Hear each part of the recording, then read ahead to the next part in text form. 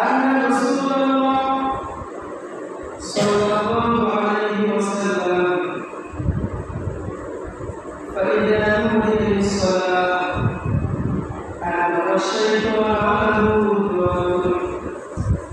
আল্লাহ নবী সাল্লাল্লাহু আলাইহি ওয়াসাল্লাম বলেন, যখন মুয়াজ্জিন আযান দেয় মানুষকে নামাজের জন্য ডাকে,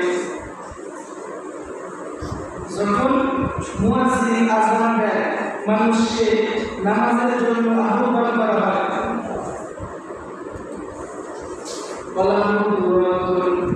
শয়তান বায়ু ছাড়তে ছাড়তে পালায়ন করতে থাকে।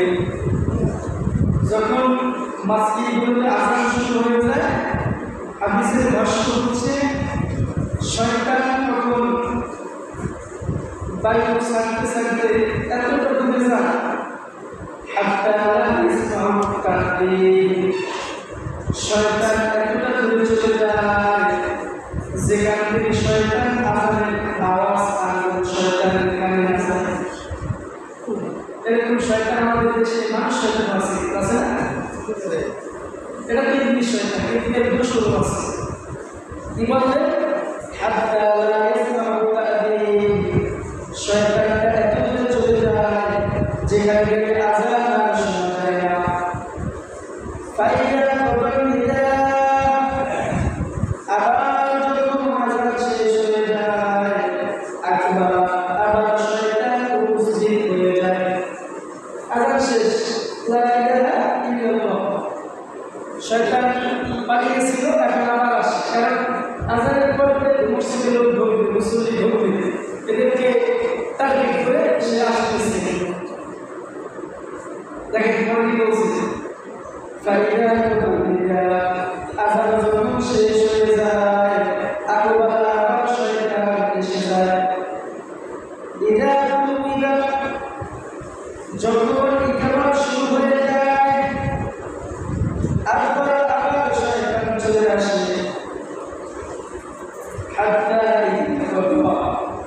আবার যখন ইকামত শুরু হয়ে যায় শয়তান আবার চলে যায়। যখন আযান শেষে শয়তান ফিরে আসে আবার যখন দেখে যে মুয়াজ্জিন শুরু করছে নাকি ইকামত, আল্লাহু আকবার আল্লাহু আকবার, একই শব্দ। আমরা আযানের গানে ইকামতের গান আছে শব্দ একই। আবার যখন ইকামত শুরু হয়ে যায় শয়তান আবার পলাতে থাকে।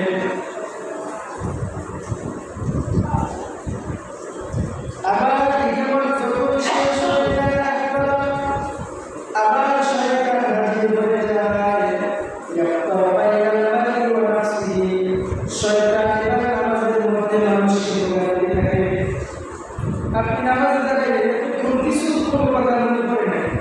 নামাজে দাঁড়ানোর পরে দুনিয়াতে কোথায় কি করছি, কোথায় কি হয়েছে অর্থাৎ এতক্ষণ মনে পড়ে না। এখন হঠাৎ মনে করতেছে দুনিয়ার সব, কোথায় কি রোজগার হয়েছে, কোথায় কি সমস্যা হয়েছে, নামাজের আগে এগুলো মনে আসে না, হঠাৎ এগুলো মনে আসছে। তখন বুঝতে পারবেন যে শয়তানের নবী চলে আসছে। তখন নামাজের মধ্যে মনকে ফিরিয়ে আনতে হবে। আল্লাহ নবী বললেন, শয়তান আবার ঢোকাতে শুরু করে দেয়। এখন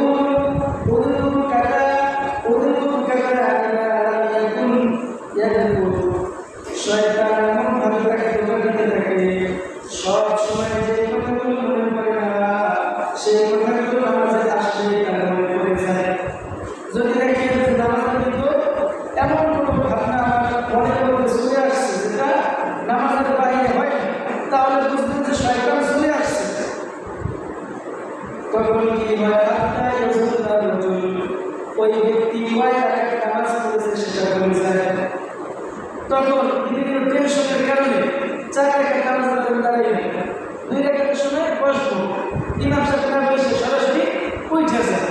এখন যারা মানে আমার পিছনে একটু দেখা করতেছে, যারা নামাজ পড়তেছে তারাও লোক বাঁধায় ভুল হয়েছে সুবহানাল্লাহ বলে, অর্থাৎ তারাও নামাজের মধ্যে বুঝতেছে নামাজ ঠিকই করে আলহামদুলিল্লাহ। কিন্তু মনটা রাখতে হবে নামাজের মধ্যে। মূল মন ছুটে যাবে